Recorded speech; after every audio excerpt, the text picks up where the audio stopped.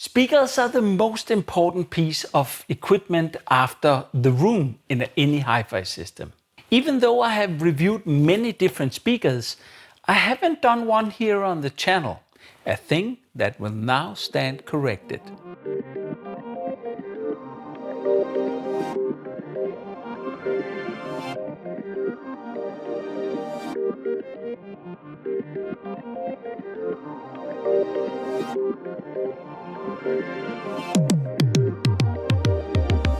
I simply love speakers. They're like women. Different looks, different personalities, different talents, and sometimes hard to live with. What? Not you, honey! The ultimate love is one where you feel the compromises are worth it all, like the woman I married. Believe me, all speakers have compromises, and a lot of them happen when music lovers also has all kinds of other wishes for size and design and placement possibilities and, output and taste in sound and so on. As I always say to my clients, there exists a speaker for all of us out there, emphasizing that you might have to kiss a whole lot of frogs before you find the speaker that you can have a long-lasting relationship with. Today I'm reviewing a floor stander. ScansonicHD is a brand from the renowned Danish speaker manufacturer Dantax Group. And recently the company decided to release 3 distinct series of speakers under the ScansonicHD brand name. From the lineup I selected the second largest model, which should be pretty suitable for my 7x7 meter listening room. The MB series are powered by 5.25-inch woofers made from carbon fiber material and a very premium ribbon tweeter drawing from the experiences of the Raidho high-end ribbon tweeters. The speaker enclosures are beautifully made and feels extremely well assembled and elegant. The shape makes them easy on the eye to such a degree that my wife said, "Not bad," the first time she saw them. At the bottom of the closure we find adjustable soft spikes made from aluminium that will allow for perfect grounding to the floor without destroying it. There's also some very decent speaker terminals that accept banana plugs and 3 backfiring ports. The speakers are available in carbon fiber style, black and ditto white, or for a little extra cost you can get it in a beautiful walnut finish. The MB series initially caught my interest due to the new ribbon tweeter from the same hand as the people who built those exotic Raidho speakers. Thus there must be some experience present, and that result I would very much like to hear. The MB5B is actually a 2.5-way speaker where 3 of the 4 5.25-inch woofers are dedicated to bass up to 250 Hz, while the driver underneath the ribbon tweeter is assigned to mid-range duties up to 2600 Hz only, where the sealed ribbon tweeter takes over the rest of the way in the higher frequency spectrum. The frequency response is stated at 29 Hz to 40 kHz.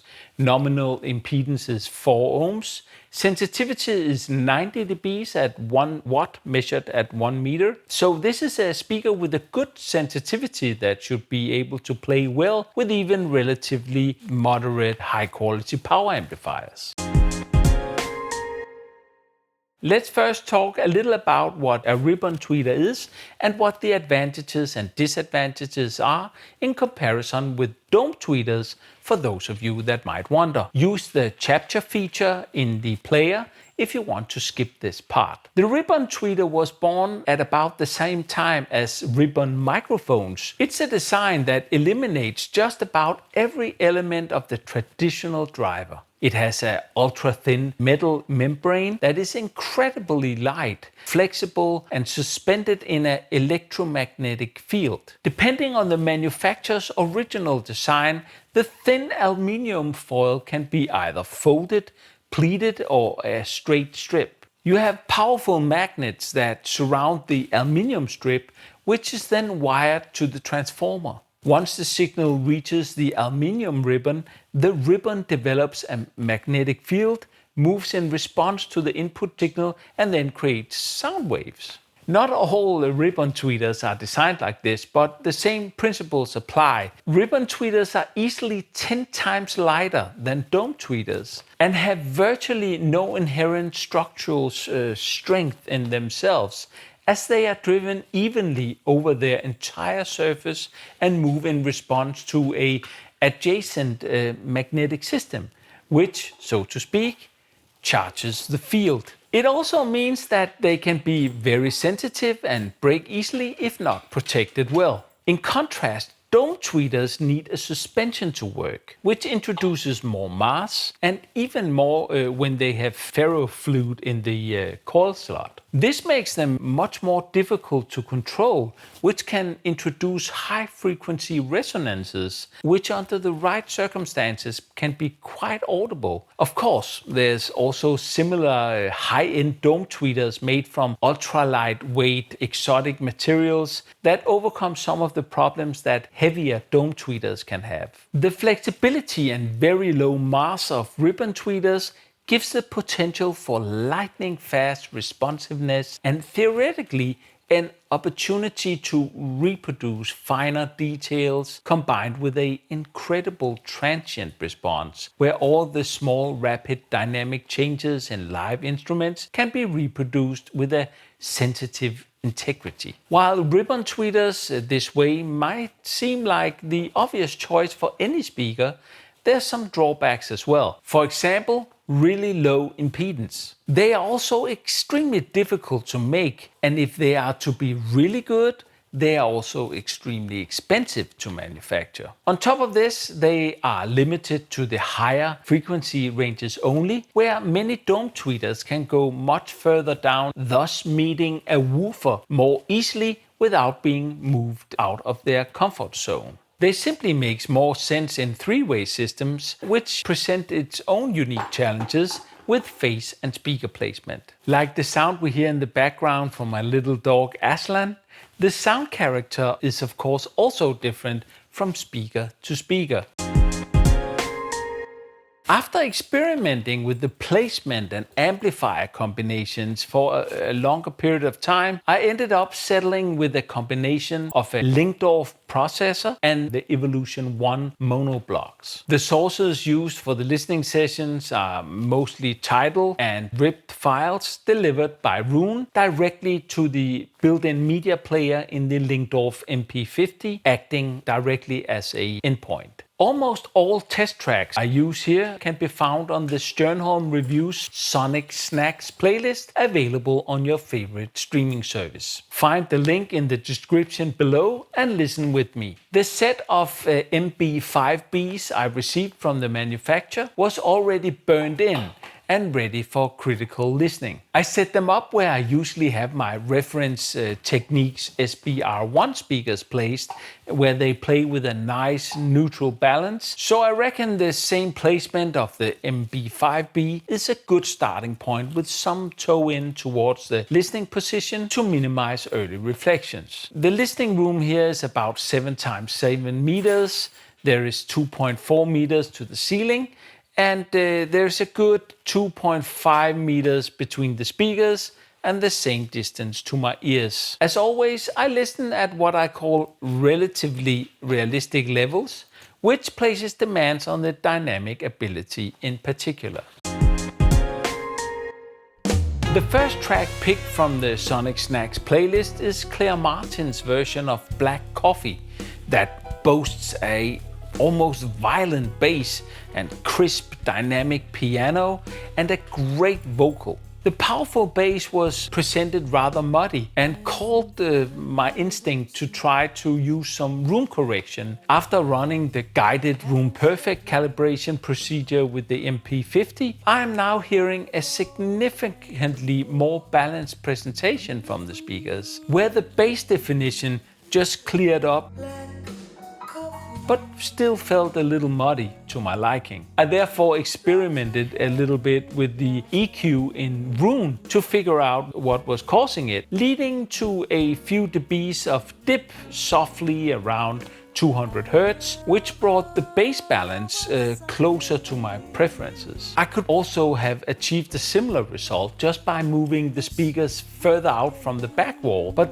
that would have been at the expense of some of the deeper bass and the acoustic amplification I gain, giving the speakers larger headroom from the placement close to the back wall. The filthy floor bass on Cassandra Wilson's Strange Fruit now sounded with more character and snap and detail, where it used to sound too muddy before room correction. With the Shelby Lynn cool cover version of Just a Little Lovin', I feel the presentation is a bit dull and lacks some air. To do a reality check, I A/B listened directly with a set of the exotic Raidho TD 1.2. True, the MB5Bs are somewhat more rolled off and less airy in the top end, which gives a rather warm sound character that suits modern rock and pop music very well, but at the expense of true neutrality. I therefore opened the sound more up to my taste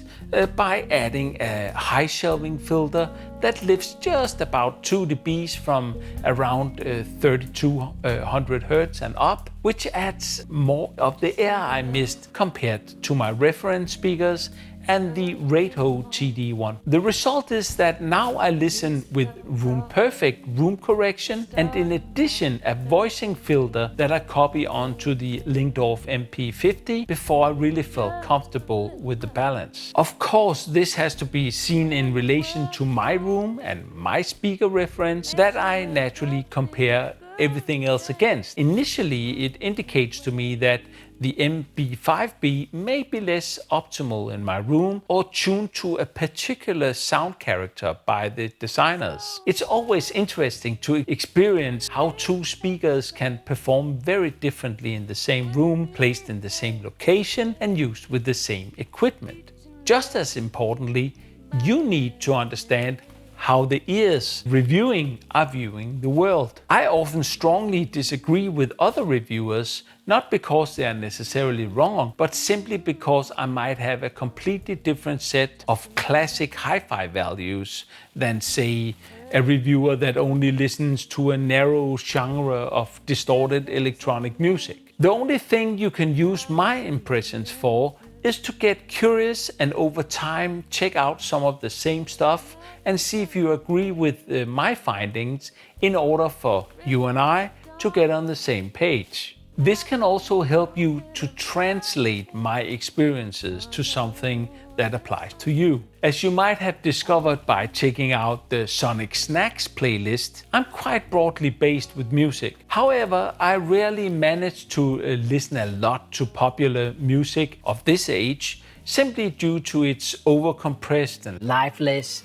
asthmatic, rasping, narrow frequency spectrum, auto-tuned with no real samples. And what the hell is that smell?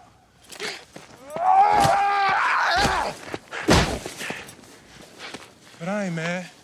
It's all right. That is all right.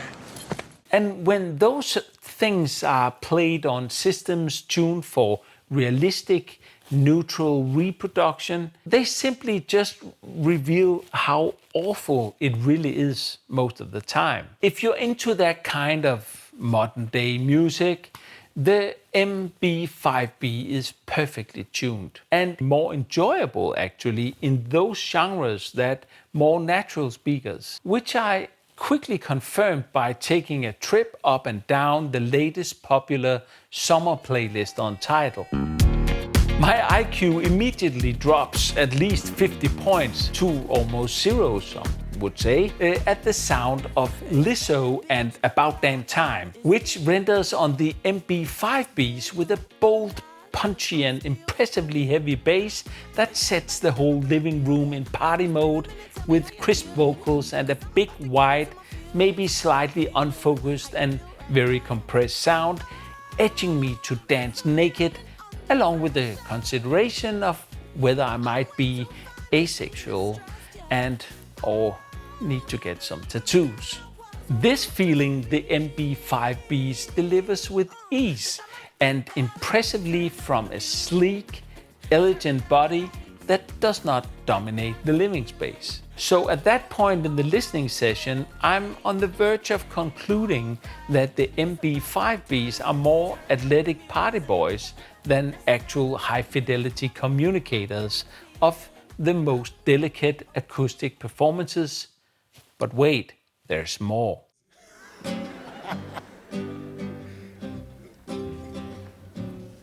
Back again in the safe harbor, I rewind time to Harry Belafonte live at Carnegie Hall from 1959, which is an excellent example of a fascinating concert experience that manifests itself right there in the middle of your living room, and in a way that just sucks the one who chooses to listen into something they might otherwise never have discovered. Or rather, that's how it worked for me when I stole the record from my father's collection, hunting for samples as a young DJ producer in the 80s. I still listen to that record when I just need to be reminded why I do what I do, and send a kind thought to my late father. The ScansonicHD speaker delivers with its ribbon tweeter a pretty wide soundstage, where the sweet spot on the vertical plane is quite large. The stereo perspective is quite decent too,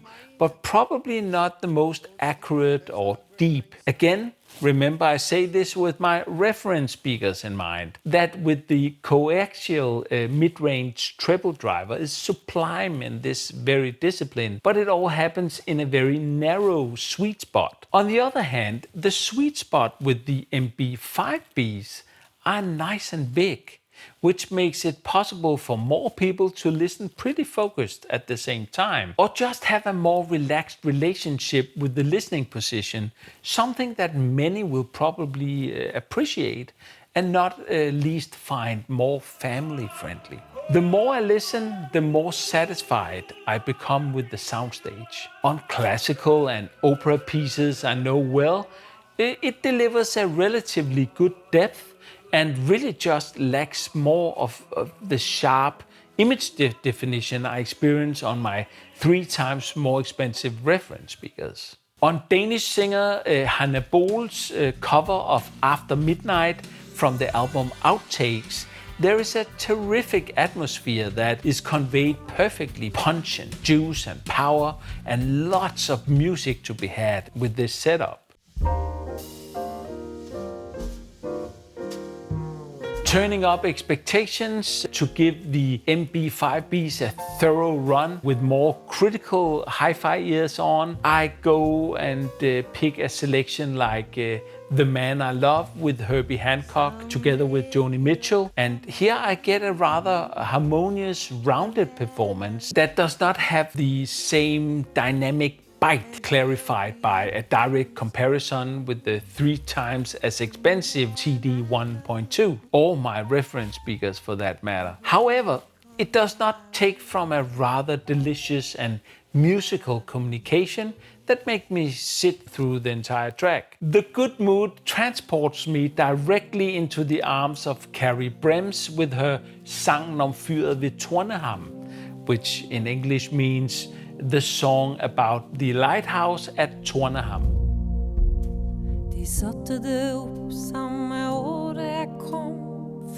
And here, the bass reproduction, the dynamics, the width of the sound, and the vocal presentation that is very dynamic performs much above expectation, helped of course by the fantastic, powerful new prime monoblocks and the DSP magic from Lingdorf. I clearly feel like I have hit the jackpot right there with the setup combination on these speakers. In the previous few weeks I've been dating them without any room correction, with various other amplifiers and experimenting with placement without really falling in love with them. In this setup, the bass reproduction is really clean and very well defined, and it goes far down in the sub-register. And with the help of the location close to the back wall, they have been given some serious extra headroom that makes the MB5B sound much bigger than they really are. I've never seen a gold teeth gray goose dripping in. On the track Royals with Lord, the bass delivered is super controlled and profound, again beyond expectation.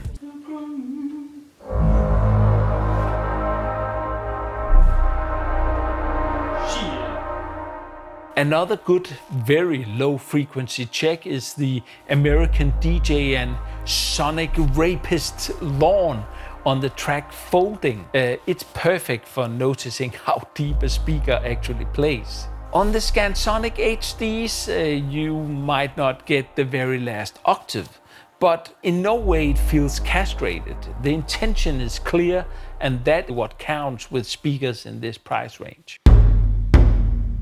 Next, I take the MB5Bs to the edge of their dynamic capability with Jim Hookman, Poem of a Chinese Drum, that really puts amplifiers and speakers to the test when it comes to realistic attack and dynamics rendering. Here you get drum skins in a cataclysmic size that should be completely impossible for the relatively small bass drivers to reproduce. But again, I'm surprised by the weight they can deliver in this setup. It's a bit rounded and soft at realistic volumes, sounding a little bit compressed without the same visceral impact and tightness I get from the much bigger reference speakers, but still widely impressive, the size of these floor standers taken into account. Finally, I serve them the test that separates the sheep from the goats with the absolutely phenomenal performance of the Norwegian girls choir Cantus, that with Frode Fjellheim's performs his fine composition Curia on an incredibly good 2L recording that, by the way, is also available on this amazing high-resolution Oro 3D multi-channel pure audio Blu-ray, as well as a SACD with a 5.1 mix and a ultra high resolution audio.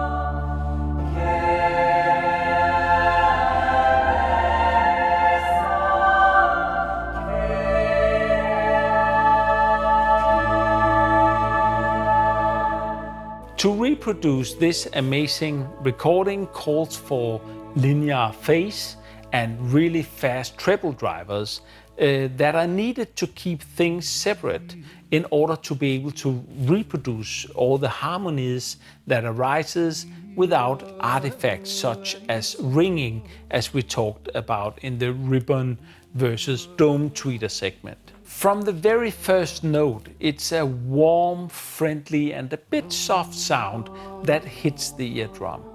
It suits the track very well on the ScansonicHDs, and as the song grows and grows in intensity, it is clear that here is a communicator who, despite the size, can deliver some scale and effortlessness.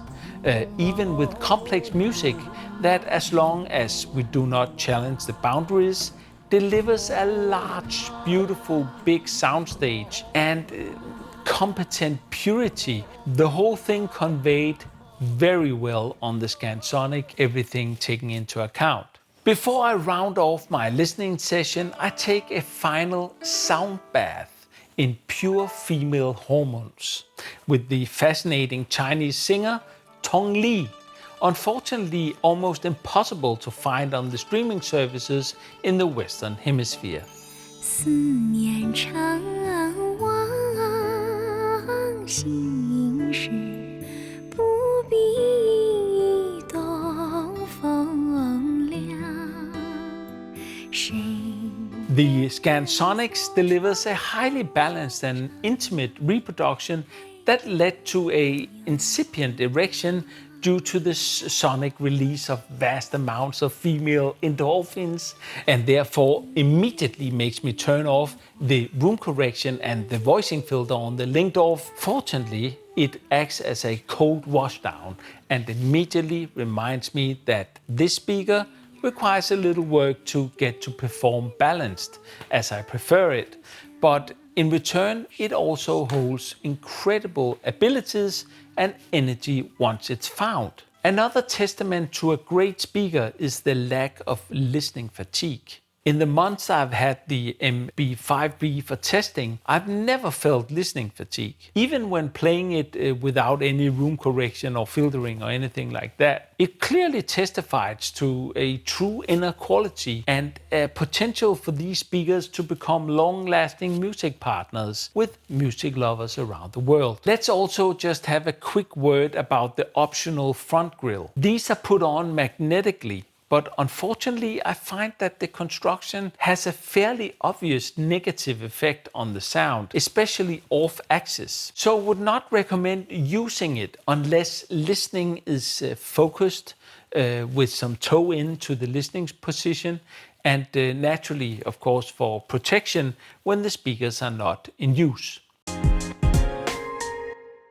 As the attentive viewer has probably already guessed, the ScansonicHD MB5B is a bit of an angel, and that is if they are placed exactly right and maybe get a little extra help being dialed in. That they needed in my room. It is without a doubt the speaker I have had for testing ever that has benefited most from the Linkdorf Room Perfect system in my room being placed in my master location in the listening room. But of course I cannot conclude that this is a general need. Just note that it was what led to the highest musical nirvana for me during this review in this listening room in that particular location, and that my reference speakers do not need correction in the same position, or the effects are very, very subtle. So I will conclude that under the right conditions, it's a speaker that is very, very much all round. It makes it nice and forgiving with the popular music of the time, but it also proved to be able to give me serious goosebumps for the money as an intense communicator, thus never really falling through with anything. It's a speaker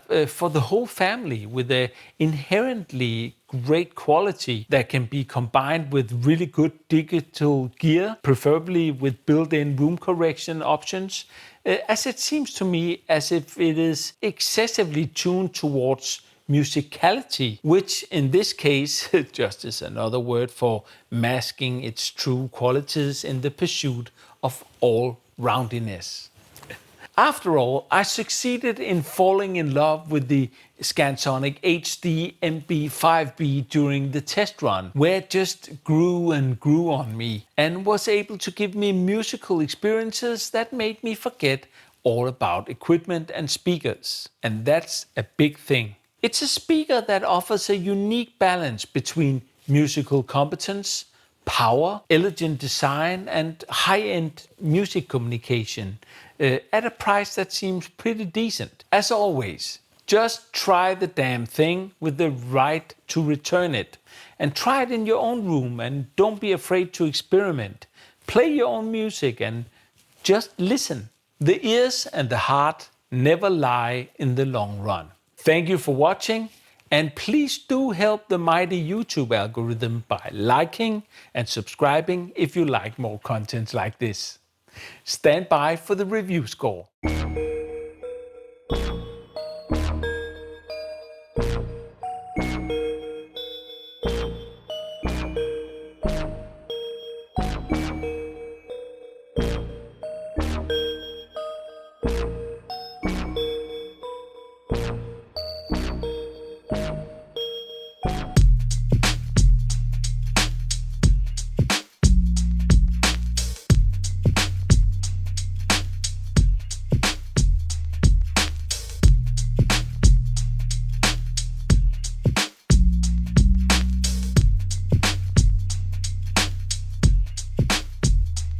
So, what did you think of my first speaker review on the channel?